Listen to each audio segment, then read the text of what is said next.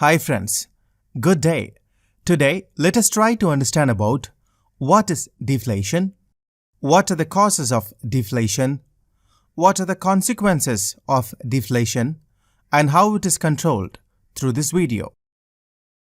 According to Thomas J. Stanley, before you can become a millionaire, you must learn to think like one. You must learn how to motivate yourself to counter fear with courage.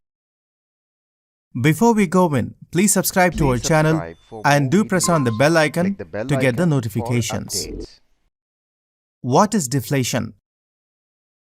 Deflation is a decline or decrease in the prices of goods or services. In simple terms, deflation occurs when the prices of goods or services fall. Deflation is the opposite of inflation. Inflation means increase in the prices of goods and services. Deflation occurs when the inflation rate falls below 0%. Inflation reduces the value of currency over time, but sudden deflation increases it.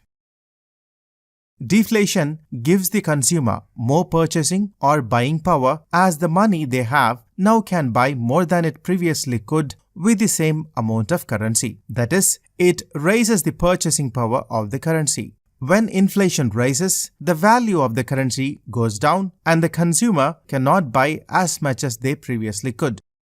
Disinflation is different from deflation. Disinflation occurs when the inflation declines to a lower rate but is still positive. Deflation occurs due to two major causes.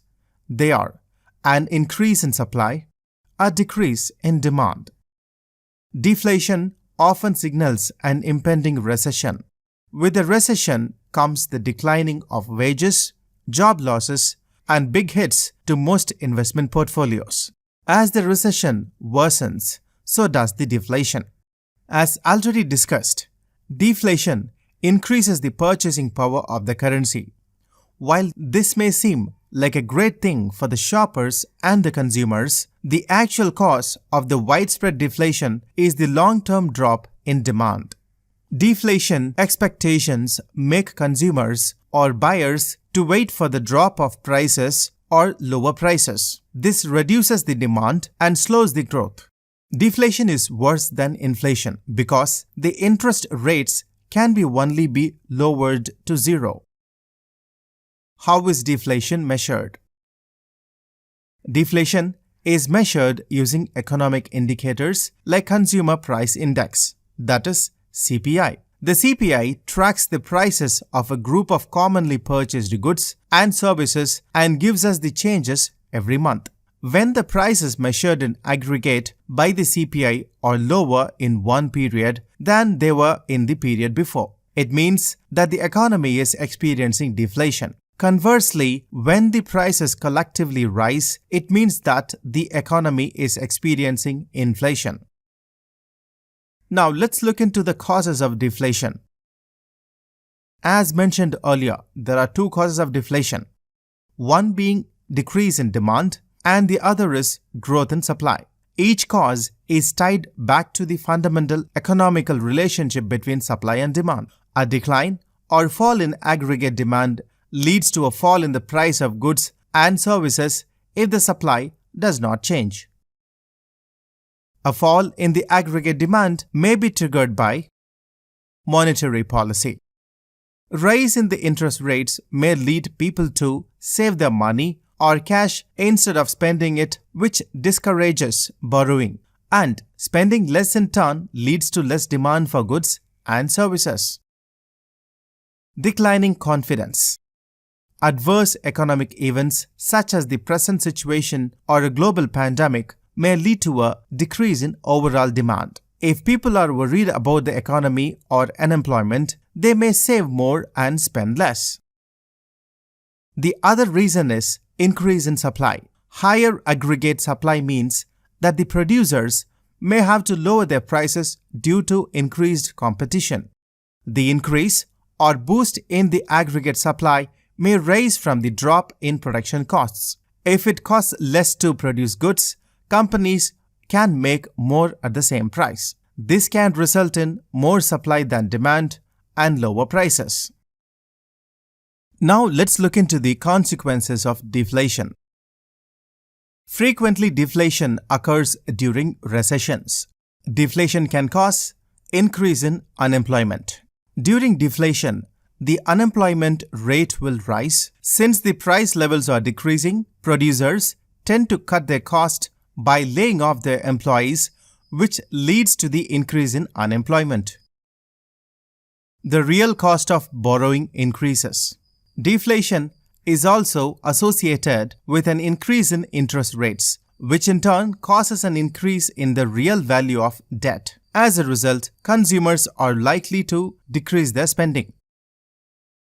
Holding back on spending. Customers may postpone demand if they expect prices to fall in the future. Confidence and saving. Falling asset prices, such as price deflation in the housing market, hit personal sector wealth and confidence. Income distribution. Deflation leads to redistribution of income from debtors to creditors. Deflation spiral. This is a situation where decreasing price levels trigger a chain reaction that leads to lower production, lower wages, decreased demand, and even lower price levels. During the time of recession, deflation spiral is an economic challenge because it further worsens the economic situation. Now, how to control deflation? Number 1. Currency expansion.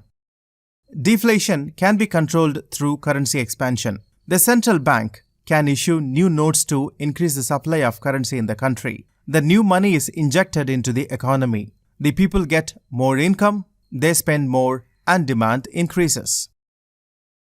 Number 2. Credit expansion. The central bank can ask the commercial banks to expand the volume of credit in the country. The rate of interest is lowered, the business activities go up, and the period of deflation comes to an end. Number 3. Foreign trade policy. To increase exports and reduce imports. Number 4. Regulation of production to avoid the problem of overproduction. Number 5. Consumer credit.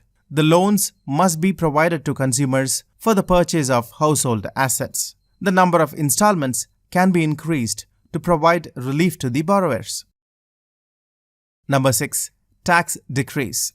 The rate of tax may be reduced and the personal income may increase. The saved amount can be used for purchase of goods and services.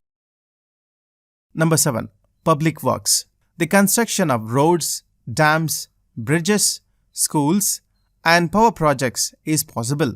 The amount is transferred from government to general public. The income of people goes up. The demand for goods increases and there is improvement in production. Number 8. New investment. The investment can be used to set up new factories and mills. The money is transferred from idle hands to productive hands.